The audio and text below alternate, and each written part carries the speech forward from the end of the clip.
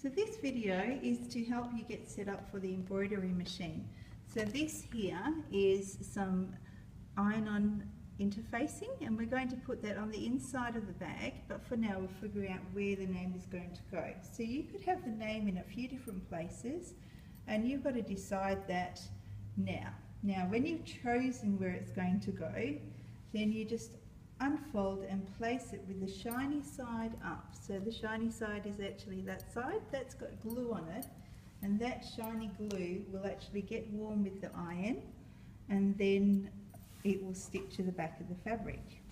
Okay, so now we're going to iron it. Please be careful with the iron that you don't iron your hands, and also check the temperature gauge. So I'll just show you the gauge, we won't leave it on the fabric. Okay, so there's the gauge, and on this fabric we actually want it on wool. On some fabrics you might want it on cotton. This is just a quick iron to make sure it sticks back on the back of the fabric. This is actually the fabric, and it's got the interfacing behind it. This interfacing is going to go onto the hoop. The hoop, it has got this black toggle thing here, and that needs to be away from you. So this is going to be close to you and this away from you. You place this onto here so that interfacing is kind of lined up with it there like that, and then hooped on. So you push the hoop in.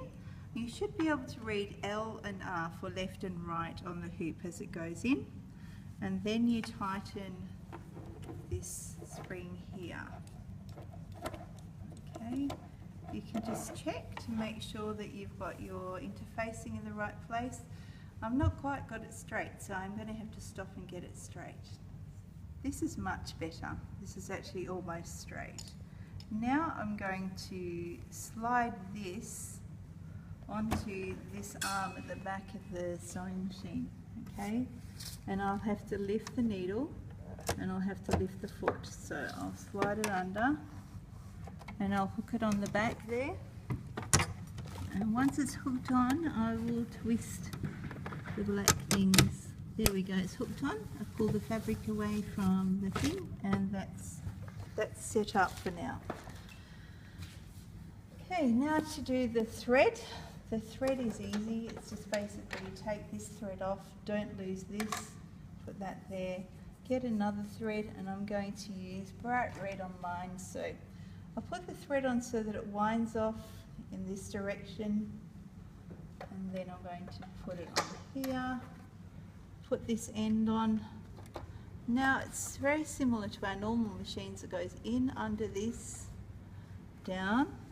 You're writing an end, but you can't see the end. You go from the right to the left around this thing at the top, and then underneath there's another one under here and another one, and then we thread the needle, and if you're really clever you can use the needle threader, which is basically this here. Goes in and around at the front, and then that threads the needle for you. Okay, that's the needle threaded. And has left their name on, so I'm going to get rid of that, and I'm going to follow this page, page 4, to show me the name. I'm going to select ABC to open the lettering window. That's already selected. Use font 1 key to select the font. That's this one here on the right hand side. Now the fonts are all over here on the wall, and you're going to use either small or medium. Unfortunately large takes too long. And today I'm going to use Gothic. So I will click on Gothic, and then the next stage is, okay, click, I've got Gothic, we've closed it, use the lettercase key 4, so the lettercase key is 4, that's this one here, to change the font, so the case. I'm going to keep it on large for the first letter, and then I'm going to change it for the next letter. I'm just going to do Max. Max, okay. Now, then I press OK, Okay, and it's telling me to do something. It says raise the presser foot. So I raise the presser foot, then I press this green button here. Well, this says lower the presser foot. It must have been in the right spot and didn't know. Okay, now press go. Once it's done 3 stitches or 4 stitches, it will tell me to use the little blue scissors, which have disappeared. Please keep the little blue scissors. They always disappear.